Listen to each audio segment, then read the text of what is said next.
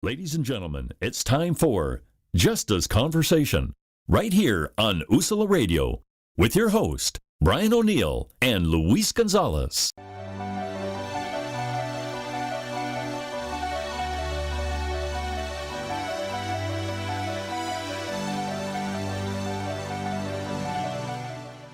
Hello, and welcome once again to Justice Conversations from the Ivory Tower of the Street. Dr. Brian O'Neill and Luis Suave Gonzalez. We have two guests with us today, Maria Ramos and Sarah Levy, both from the Germantown Friends School. And they're both entering their sophomore year at that school. And they're here to talk about a project they've embarked on and what that means to our listeners. And the gals want to introduce her to Suave. Would you like to explain a little bit about it? Oh, yeah, I know Maria and the family for years, and I was really touched when she shared her project with me. And I was like, we have to put that on the air, because in today's time, with everything that's going on across the country, to have a group of students embarking on this type of project is life-changing. Not only for them, but it could be life-changing for other people that might be listening to our show. And at the same time, to try to get them more support, because I believe that there should be a knowledge for just even daring to embark in these type of projects. And that's why they're on the show. And I'm going to let Maria speak a little bit about her show. Then we could bombard her with questions. She's ready for these questions. I know that. And both of them. But again, it's always amazing when we see young people stepping up to the plate. These type of projects are not created they're not supposed to be created, quote unquote, by young people. And they are making people pay attention, the people empowered. They making them pay attention, because if these two young women, sophomore in school, could do this type of project, then that means we as adults don't have no excuse to embark in projects that are life-changing. So Maria, welcome to the show. Tell us a little bit about yourself and what inspired you and your colleagues to embark in this type of project. Wow, thank you so much for introducing us. That was so kind of you. I'm Maria Ramos, and I'm here with my friend Sarah Levy, and we are the co-founders of Action Through Athletes, an initiative at Germantown Friends School. We initially began this initiative to create an impact and lasting change, not only in our community at school, but in the world around us, especially with everything that we've been seeing in the media that is so prevalent today. So as you probably know, our school requires sports. So that was how Sarah and I initially met. We are both rowers down at the school, and we thought that it would be important to use our athletic platforms to implement long-lasting change. So Sarah, do you want to go a little bit into our philosophy? Sure. Okay. So Action Through Athletes, or as we like to call it, ATA, is a student-led initiative that we started that is committed to bringing awareness to difficult and wide-ranging injustices in our world through athletics. We strive to create a brighter future through education, fundraising, and advocacy of underrepresented groups and important issues. ATA believes that because of Germantown Friends Quaker Roots and Spices, which Maria will go into in a bit, we are called to action and believe that dynamic teamwork is a unique channel for change, and we have an emphasis on fundraising, advocacy, and action. So I'll go a little bit in depth into the Spices. Our school is a Quaker school, which is a sector of Christianity, and that really influences our actions. I'm a lifer there, so I've kind of grown up there. And I guess it really teaches us morality. We focus on a lot of self-reflection and meditation and mindfulness. And so the Spices are simplicity, peace, integrity, community, equality, and stewardship. I also believe that equity is important as well. So Action Through Athletes, as you've heard from Sarah, we're officially recognized as an initiative at GFS and a fall club for the 2021 school year. We plan to make it a directed independent study in a classroom setting, and we want to coordinate with outside organizations. We also plan to spread this through the Friends School League and create an allocation committee for funds. So what are some of the projects you intend to fund through your organization? So we are currently holding a fundraiser because we believe that student athletes in the athletics department have a responsibility to stand in solidarity with our Black community members and use athletic platforms to further commit to combating issues of racial injustice and inequality. So through this fundraiser that we're hosting, we plan to, in the future, create a fund. And the fund is committed to breaking down racial barriers through support of non-tuition financial aid for students and a path to success. That means trips, equipment, camps, clinics, recruiting visits, and we have a community scholar support program. We also plan to fund more students to attend conferences like the People of Color Conference, the White Privilege Conference, Sports and Social Justice conferences, and the Athlete Ally conferences, as well as student leadership training, anti-racism curriculum for coaches and teams. We will fund Dialogue Day and guest speakers for sports and social justice projects. And yeah. And how old are you? I am 15. How old are you, Sarah? I'm also 15. Thank you. No, I asked that question because it's important that people know out there that we talking about sophomore in school doing these type of projects when we can't even get in the city of Philadelphia a committee to get it right racial equality in the workplace or in any other place. We still trying to fight that. And I know this because I work for a nonprofit, and every week they're trying to get these trainings and talk about, it's like a waste of money, a waste of time, because they're still not going to get it right because they personal bias. And here we have two young students showing the people how it's done. Good, Doc. I wondered if you ladies are also attempting to increase or impact diversity recruitment at your school. We plan to work with other offices at our school. We do have a diversity, equity, and inclusion office that is committed to that, and they work closely with our admissions office.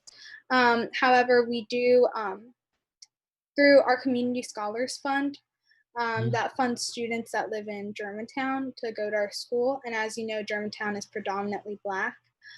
So that helps to incorporate diversity at our school and equity and inclusion.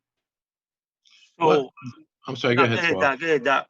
I just wonder if you had an idea what the numbers of minority representation were at your school currently. Currently the numbers of representation. I would say that it is probably predominantly white, and a large portion is African American. We also have a large assortment of Asian students. We are sort of lacking, I guess, in Latinx students as well. But we do plan to work. Our school definitely does have some things that they're doing to work on this in light of everything in our media as well. So we should point out that your school it requires a tuition, right? So it's essentially a private school. Yeah. So that's why it requires some funding and people with some resources to pay for the tuition. Yes, it is a private school and is also a nonprofit. So let me ask you this: since y'all embarked in this project, have y'all had any pushback from the school? Is the school supporting y'all 100%, or is there still doubt? Is they taking y'all as a joke? Or what's going on with the school? Are they behind this project 100% or not? So That's a great question. We are affiliated with our school. We have gotten help from the business office and the athletics department, and we have run into some barriers. We originally wanted to donate outside to other organizations to help, but because we're a nonprofit, we are not able to. And we kind of had to adjust our plan, working with the people at school to come up with the idea to hold drives for different organizations to help the people of color and collect sporting goods for them. Yeah.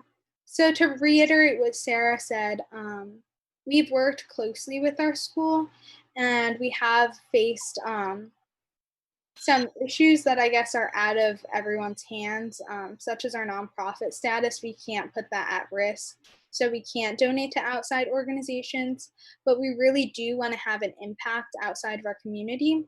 So we partnered with our fall sports teams to hold this fundraiser that we just spoke about.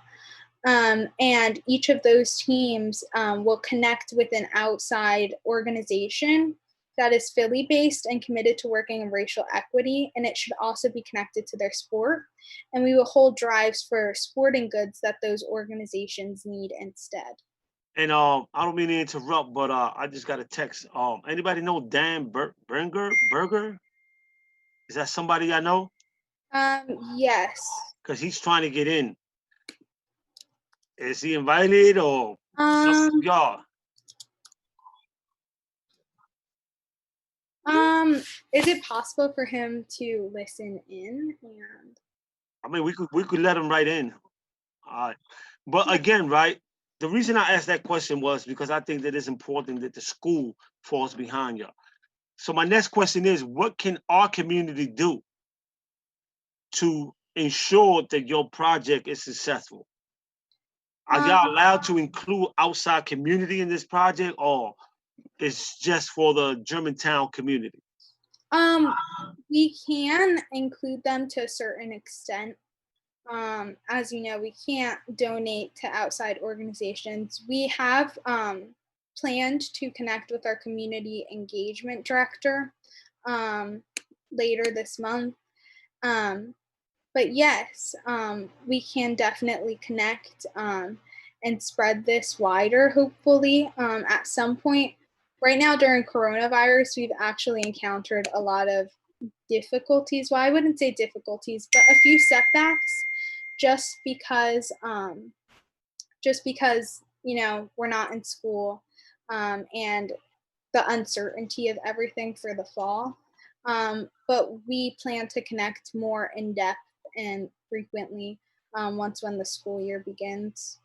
So if somebody in the community want to donate, where do they donate to, and who they reached out to? What's the information? Do y'all have a website, Definitely. Instagram? The people. So we have an Instagram account. It's at Action Through Athletes. And if you would like to donate to our Fall Racial Equity fundraiser, you can visit germantownfriends.org/ATA.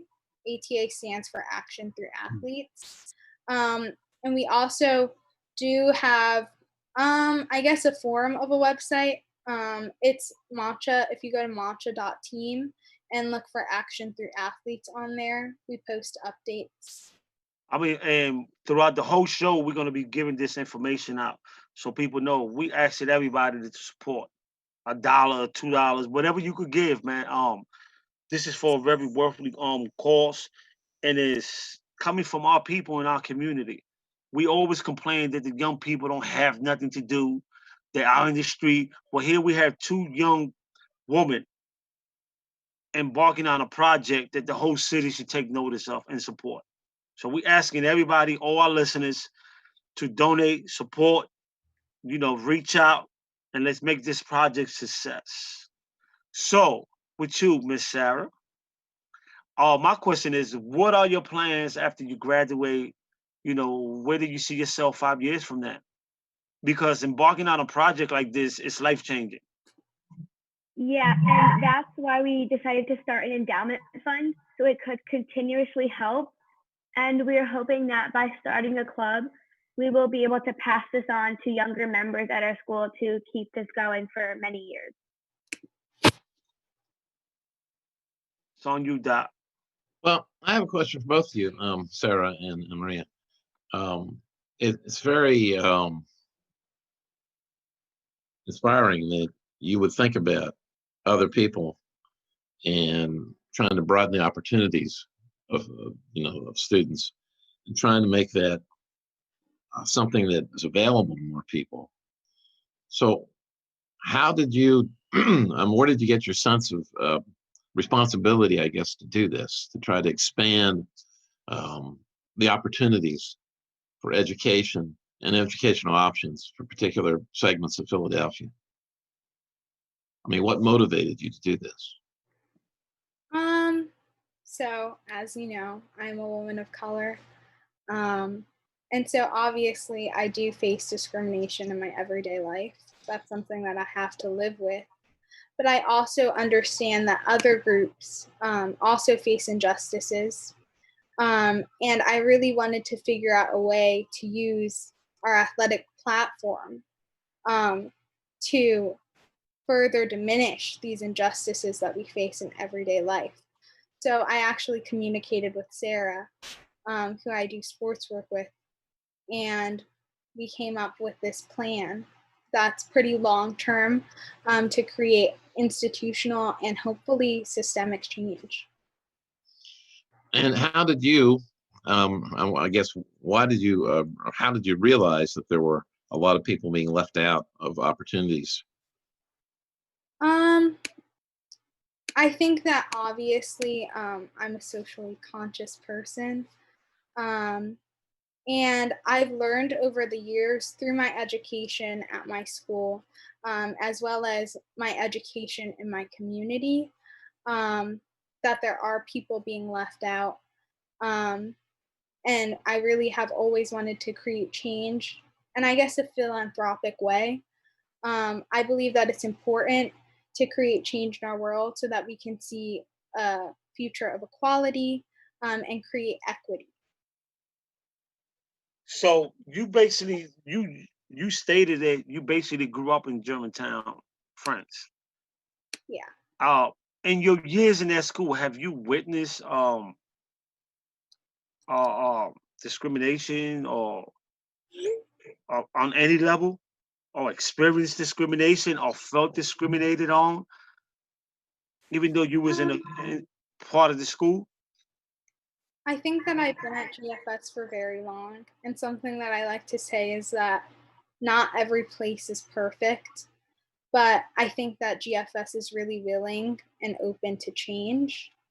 Um, I have experienced on a few accounts, I would say, microaggressions, I guess ignorance, maybe in a sense, people that don't know and people that don't understand. But I do think that GFS has recommitted to educating. How about you, Sarah? Yeah, I mean, Maria put it very well. I mean, we do have a relatively diverse school, more diverse than some schools, but there are definitely some incidents like Maria mentioned. Okay, Doc. Well, looking at the public school data for Philadelphia, what I guess is troubling is not just the dropout rate, which is hovers around 7-8%, which is improving, but also I think problematic is the low percentage of kids that have opportunities to go into higher education. And I would say that going to a school like you're talking about probably increases their probability of going to the next level. So in that respect, it really broadens a lot of possibilities for students. And we usually look at those kinds of schools being only for certain parts of America. The privileged, those that have access to a lot of income, have parents of means. So trying to even this playing field to make it more accessible, it can have generational, consequences in a positive way. And it creates other options for those students. So there's not just and then two, elite education and then the have-not education. We're trying to, Yeah, you're trying to bring a lot more I've fairness to this, Sarah. Go ahead, Sarah. Yes. Sarah, go ahead. You, Sarah. You gotta unmute. You gotta unmute yourself, Sarah. Sarah? She's muted. Her mic. You gotta unmute yourself. Maybe she's having some sort of audio problem. But I think Okay. definitely. Yeah. What you said is very accurate. What we are trying to do is level the playing field, both in an athletic sense and an educational sense, so that everyone can have access to an education like one that we have. Question, Maria. Compared to the neighborhood schools where we come from, what is your perspective on today's Philadelphia school system? Honestly, I think that there is educational injustices that happen in Philadelphia. That's why we are very privileged to attend a school like GFS. I know that I'm very grateful and thankful to attend a school like GFS. But we do need change in a wider sense. That's why I think that voting is very important. I can't vote, but I think that it's really important for everyone that can vote to vote, because that determines our future as a society. You might can't vote in this election, but in the next presidential election, I expect you to vote. And I will be on you. So, but yeah, like I said, our school system today in Philadelphia they needed revamp. They needed fired everybody in the school system and just hired a whole new team, because the way they treating our kids in the public school is a shame. It's more about the adults than the education of the children in the public school system. So to see young people again, we are hard, especially on this show. We see young people in the street doing crazy things, and it just breaks my heart, because at one time I was in that side. At one time I was part of that destruction, and I know where it led me at. And I know that if you don't have the proper education, it's a possibility that you will end up in prison. I know that. I know kids in the public school system that are in prison now. They've been out for a couple of months. They just got themselves caught up. I know some of them, they just been murdered in the streets. And I attribute all this to the school system not caring, not having nothing for them to do. So when I see young people embarking in these projects, I fall behind them. And I want you to know, like I told you, Maria, you got my support. You got my support, and whatever it is that y'all need from us, we're gonna do, because we want you to win. Because I believe that y'all are the future, y'all are the next generation, and y'all will change the world. That's my belief. And I know you're gonna make that happen. So my question is, how many people, if you know of any in your school, has been arrested or gotten in any type of trouble throughout this whole absence from school due to COVID-19? I'm not sure if anyone has. I'm not aware of anyone that has gotten in trouble with the law during COVID-19. Sarah? Yeah, same for me. I mean, you do know that is an amazing thing, right? Yeah. When you look at what's going on in our community, the murder rate going up. I don't know about you, Sarah, but I know where Maria live at. I know where she grew up at. And it's not Beverly Hills. It's Kensington. and it's like a neighborhood that's not supposed to produce people like you. So you are, in a sense, a hero of that community. You just don't know it yet, but you are. Because I got nieces, 13 and 14. They're already they're just about to be mothers in a few months. And these young women are just 13 and 14.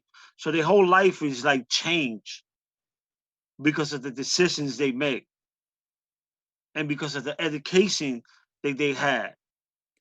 Yeah, I think that it's important to see how everything is so connected.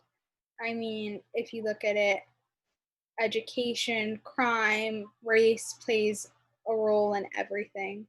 Um, and I guess in a way, it can determine where you end up.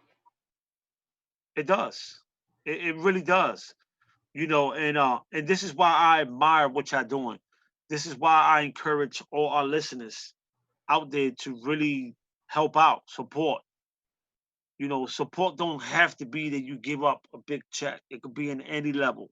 But we need you to support these young women and making sure that the school understand that you have a community behind your project. That is important because when they see people supporting y'all, they will ease back on the pushback. And even though y'all probably not saying it, I know there's some people in the school that's like, what are they doing? Why is they doing this? It's too much attention. They're bringing too much media, because I just believe that people don't like that kind of stuff. We always want our young kids and our young adults to do good, but when they take on these big projects that are life changing, we always trying to block them in different ways. We always trying to find an excuse, but well, let's do it this way. Then no, let them do their project the way they want to do it, and just support. And y'all got to have the courage to tell the adults sometimes, shut up, let us handle this. We know we live in this, not you. Because we always like, as adults, we always like to go back to what works for us and whatever years we was coming up. That I wanted to ask you a little bit about you gals both said you row. You're both rowers. Yeah. How many different sports are there at your school? Um, for the fall right now, there are 7 sports options. During the winter, I would say that there's maybe 5, and during the spring, about the same. And you said everybody is not just encouraged, but it's mandatory to be involved in Yeah, sports? there is a sports requirement at our school. So if somebody's not gifted athletically, there's a place for them? Well, if someone is not gifted athletically, there is a sports requirement. However, you can figure out an alternative thing that you can do, such as theater, or I know that they offer yoga classes or weightlifting. And if you're not athletically talented, you can actually learn about the sport, I guess, and they will teach you. It's not necessarily like. I understand. I'm just saying, in high school sports, a lot of times the seriousness level gets much higher. Yeah. And the time commitment can be extreme. Yeah, definitely. So it can be a real challenge for a student, especially a student that has to do, work, bring in some money into the household at the same time with a lower income family. It can be a real challenge for those types of students to participate in Yeah. extracurricular activities. I would assume so. I can talk about my sports experience. I think Sure. that sports for me has taught me a level of determination and perseverance that I can take with me both in and outside of the classroom. But I think that our school's really understanding of each individual experience, and I think that if that was the case for a student, they could get some sort of exemption. Mm-hmm. So how many people that graduate from Friends go straight to college? You know the percentage? I'm pretty sure that the rate is close to 100%, if not 100. Sarah, do you know the graduation rate at GFS? It's definitely like probably 100, right? Yeah, it's if not 100, it's like pretty high up there.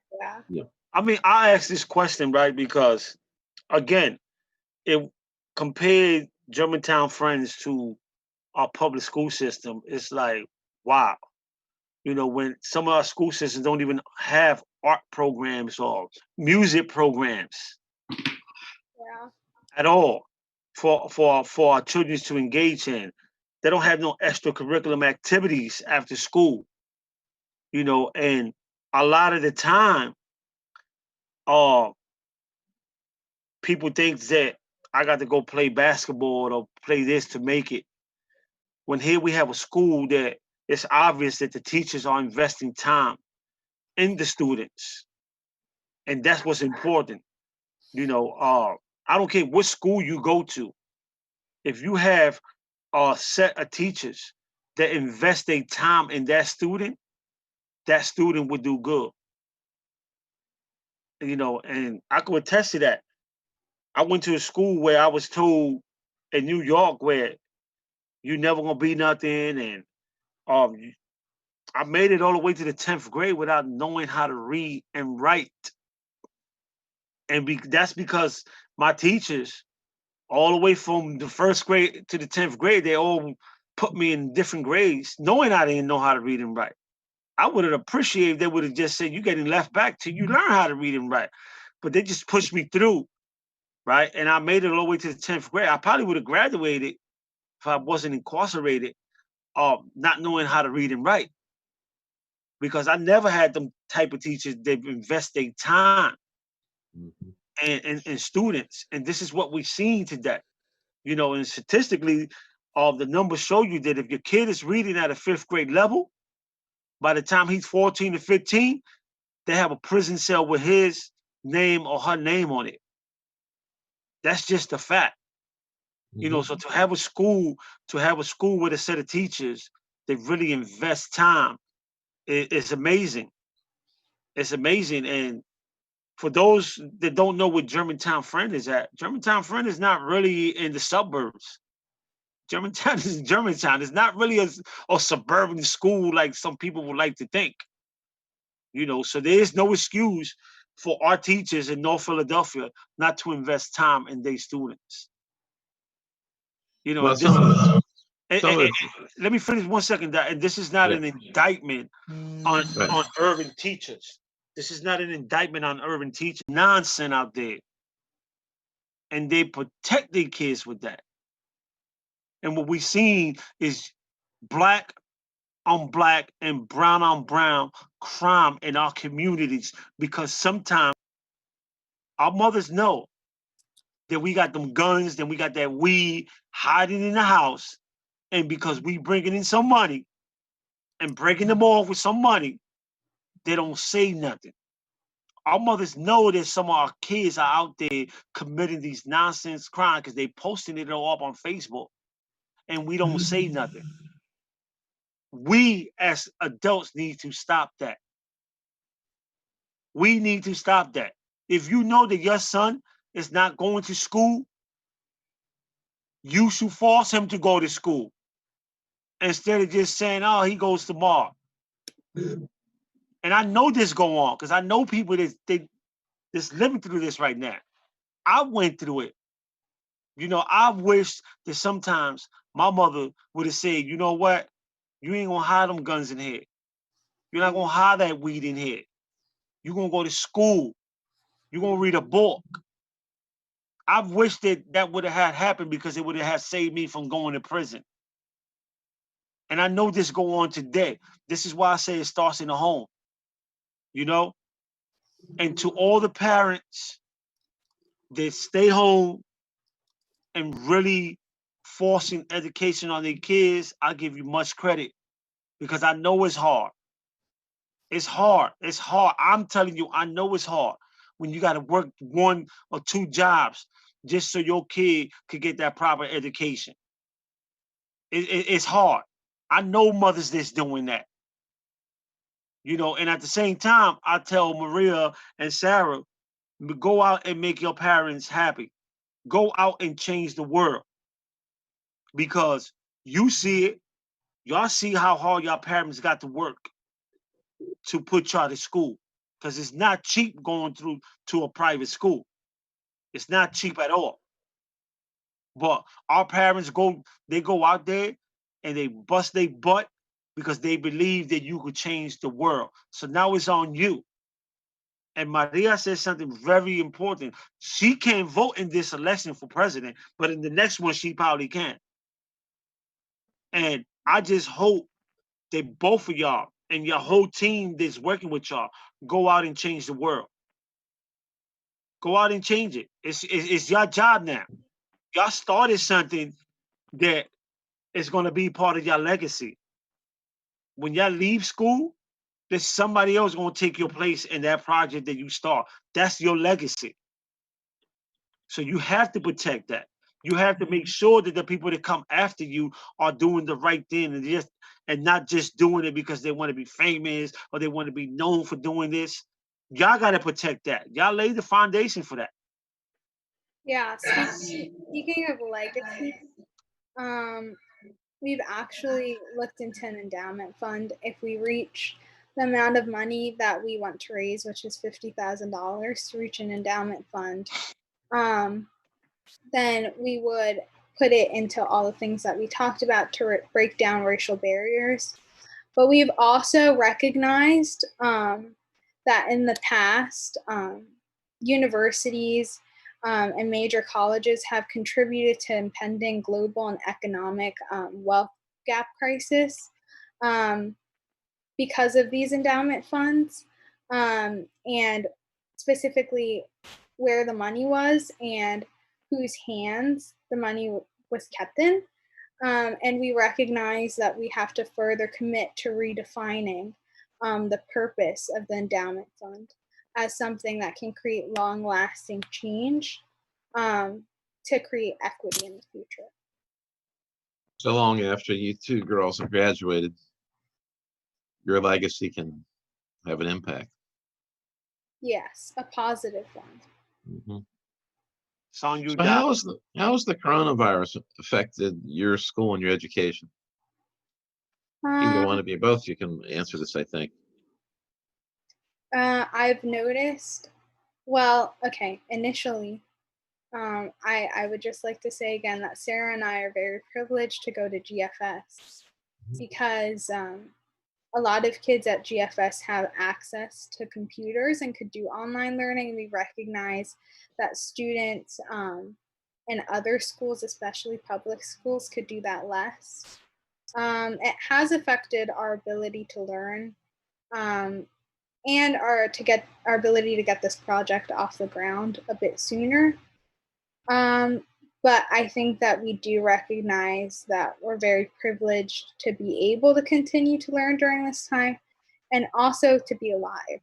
So. Gotcha. And Sarah?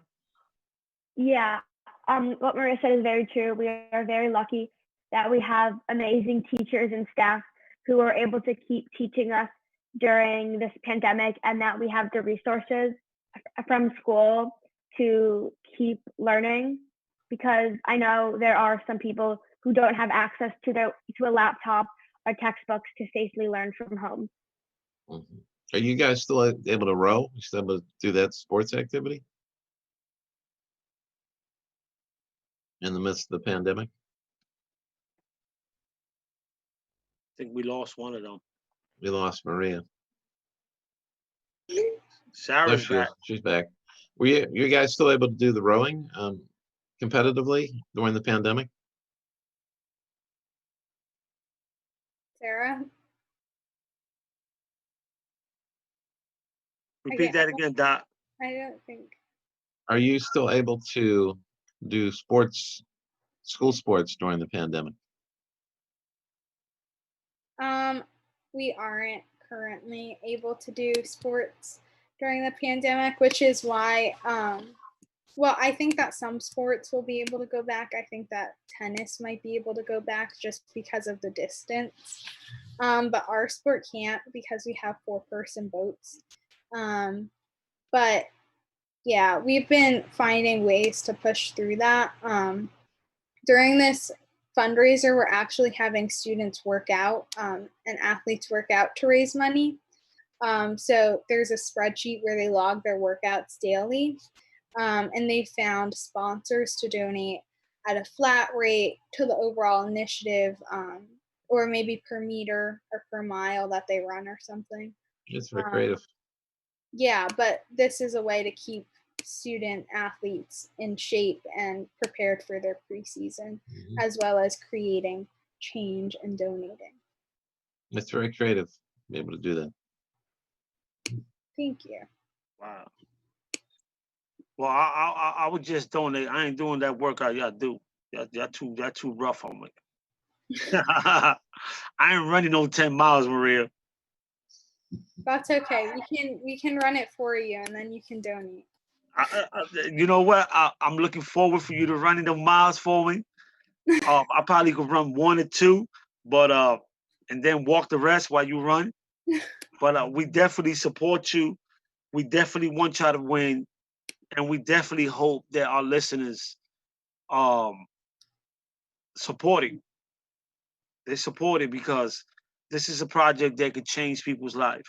And not only that, you are encouraging and motivating other people, other young people, to do something positive with their time throughout this pandemic. Yeah, definitely. And that's it. Yes, Sarah.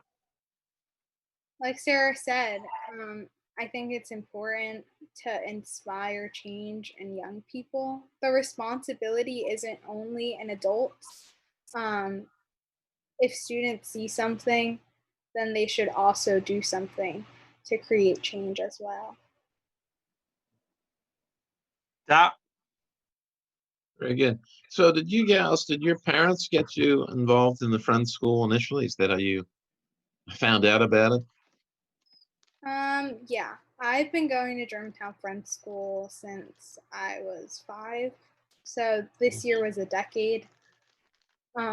Very long time. But my mom initially got me into GFS when I was in kindergarten.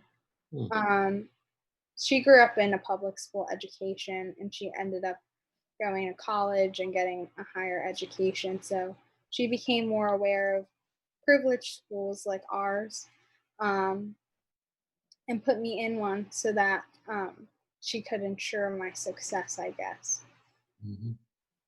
Sure. Well, let me be critical here. Not, her success is not just because she go to Germantown. It's because she invests time in what she do.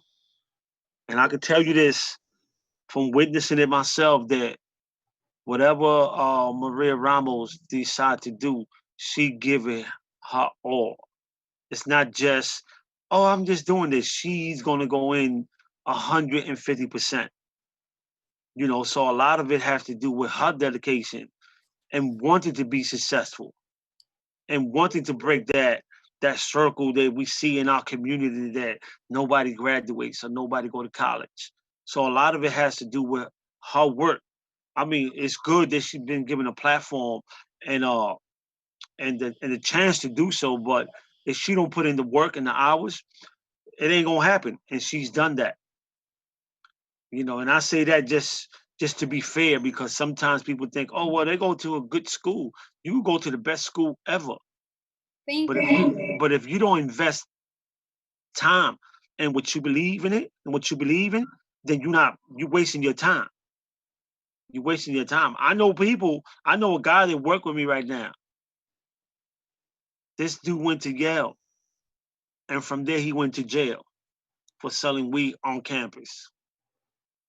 So just because he went to Yale don't mean that he's one of the elite students. He was just somebody that got lucky, got in there, right?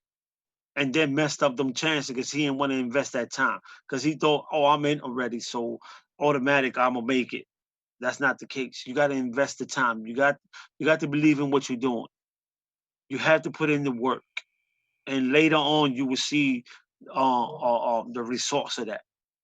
It's like everything in life. It's not easy, and like I said earlier, you know, I give much credit to the parents that single parents.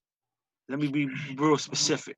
Single mothers that will go out and work 2, 3 jobs just so their kids could have the chance of making it in the world. And this is what you see with Maria Ramos. Yeah, definitely. Just to go back to what you were saying, I think that our school gives us the opportunity to have a higher education eventually, but only if we invest in ourselves. I think that it's important to invest in yourself, and then also invest in other people in the future. But in order to create a successful path for yourself, you have to invest in yourself and invest in what is important to you. Um, yeah. So we got about 7 minutes left. Before we close, we're gonna start with Sarah. You know,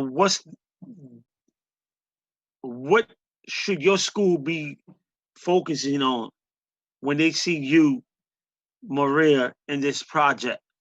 You know, what should they be doing to make sure that this project take off? And you can be as critical as you want. We ain't censoring nobody on this show. Could you repeat that? You cut out. We got about 7 minutes left. My question was, what do you think your school community should be focusing on when they view you and Maria and your colleagues in this project? You know, what can they do to ensure that this project becomes successful? Well, like we mentioned, we already have help from the school. I think the school can definitely be better about helping us by getting the word out. And I also think the school itself needs to have a better like program teaching about like racial equity and stuff, because there definitely are some people who don't know all the facts that they need to know. How about you, Maria? Similar to what Sarah said, I think that a thing that our school can do is implement a people study that can focus on injustices or on history in general, but just from the perspective of the people rather than the perspective of the people that championed, I guess I would say. And I also would say, yeah, promoting us and also just supporting us and understanding that this isn't only for us and this isn't only for the people in the future, but this is us helping our school to become a better one. And by supporting us, they can recommit to doing that as well. Well, I echo that because, you know, teaching in college, I teach a class, race, ethnicity, and criminal justice. And I guess what's very difficult is because a lot of students lack very much historical knowledge, even beginning in the civil rights era. And so I end up, you know, covering as much of that as I can, but it'd make it a lot easier if students had more familiarity with that in high school. It's not their fault, but they're not getting exposed to those things. Yeah. So before we go, let me ask one last question. And you can be as honest as one, or you don't have to answer it at all. With all the racial injustice we see in America today, as a person of color, Maria, how does that make you feel? You know, when people for the first time are seeing this injustice, but we that come from the neighborhood have known of these kind of acts and injustice all the time. We see it all the time in our neighborhood. How did that make you feel? Maria? Hear me? Yes. Okay, I couldn't get the last part. I said, with everything that's going on in America today, all the racial injustice, how do it make you feel when you see other people that's becoming aware now because it's been on Facebook and the TV, but we that come from urban communities see racial injustice all day long? I think that it's important that people are learning, and that people are committing to learning and committing to creating change. It also makes me feel motivated, and I hope that it makes people feel inspired to create change and also recognize the world that we live in, and then also think about the world that they want to see in another 20 years. How about you, Sarah? Yeah, I mean, I have known about this. I mean, like you said, I mean, like relating back before, because of the neighborhood our school's in, we've actually had people yell at us for being in the neighborhood, which was kind of an eye opener to how people think of just white teenagers walking down the street. And I guess I never really thought of it that way, but I think it definitely people need to know more about it and what's been happening and what's trending in the media, and that this has been happening for many, many years. Yeah, I think to what Sarah said, I think that it is important to recognize the school that the neighborhood that our school is in, and also figure out ways to connect with it. Just because I think that the neighborhood that we live in isn't the wealthiest, and our school does have a lot of resources, and I think that they are working to connect with it. But I really think that it is important to have a connection and be able to support the community that we're in, and recognize what's outside of the gates at our school. And with that, we want to say thank you again for being on this show. Whenever y'all feel y'all need to come back for part 2, y'all welcome. Give And us to an our update. listeners, Yeah. and we're definitely going to be in touch for updates. Mhm. And to our viewers, thank you for listening to a Justice Conversation this week. Our show is sponsored by Westchester University and is produced by Dylan, and our music is by Moby. And you listening to a Justice Conversation on Usala Media Radio. And if you heard it here first, then you know it's official.